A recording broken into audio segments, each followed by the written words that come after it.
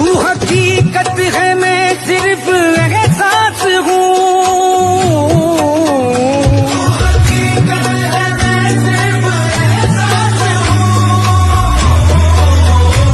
तू समंदर में भटकी हुई प्यास हूँ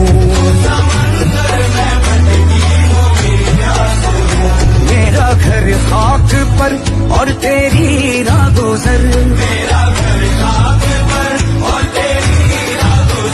सिदरतुल मुंतहा तू कुजा मन कुजा जिन असांखे इहा तौफ़ीक़ अता फरमाई आहे त असांजे कंहिं बि हिकिड़े नंढे खां नंढे अमल मां कंहिं माण्हू जो फ़ाइदो थी सघे ऐं असां उहो अमल कयूं या आउं सम्झां थो त ख़ुदा असां ते जेका बि इनायत करे थो उहो हिकिड़े क़िस्म जो ख़ुदा जे तरफ़ां असांखां इम्तिहान बि आहे त अगरि आउं कंहिं ते का ख़ासि इनायत कयां थो ॾिसां थो त उहो बंदो असांजे लाइ अमल कहिड़ा थो करे ऐं ख़ुदा खां दुआ आहे त ख़ुदा असांखां हमेशह उहो अमल वठे उहो कमु वठे जंहिंखां ख़ुदा जी ज़ात बि राज़ी थिए ऐं जंहिंखां ख़ुदा जी ख़ल्क़ बि राज़ी थिए हक़ीक़ी माना में चवण में त मेडिकल कैंप आई कैंप जेका आहे अखियुनि जी उहा चवण में त सवली ॻाल्हि आहे लेकिन उन सां मिसाल अगरि कंहिं हिकु शख़्स खे बि पंहिंजो विञायल नूर वापसि मिले त आउं सम्झां थो त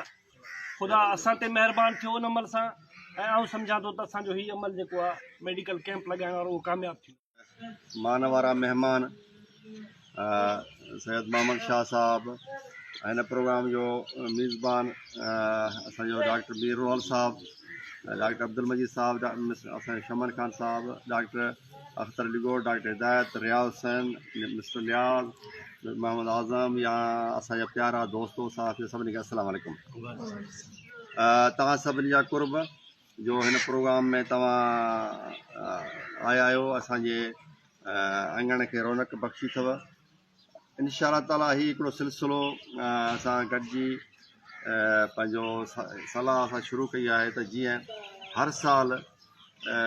ग़रीब माण्हुनि खे या जेको इलाइक़े जा माण्हू आहिनि जिन खे अखियुनि जो जी बीमारी जो को बि मसइलो थिए थो कंहिंजी अखियुनि जी नूर घटि थी थो वञे या का ॿी बीमारी थिए थी त उनजे लाइ माण्हुनि खे वेझे में वेझे इलाइक़े में सहूलियत ॾियण जे लाइ हर साल इंशाअल्लाह ताला हीउ कैंप मुनक़िद कंदासीं ऐं उन में बहितरीनु डॉक्टर अचनि था दवाऊं ॾियनि था त जीअं ग़रीब माण्हुनि जो हिकिड़ो भलो थिए हीउ कैंपूं त मुख़्तलिफ़ जॻह ते लॻनि थियूं पर हिन इलाइक़े में असां हीउ पहिरीं कैंप अरेंज कई आहे इंशाअल्लाह ताला हिन खे कंटिन्यू कंदासीं तव्हां सभिनी जी महिरबानी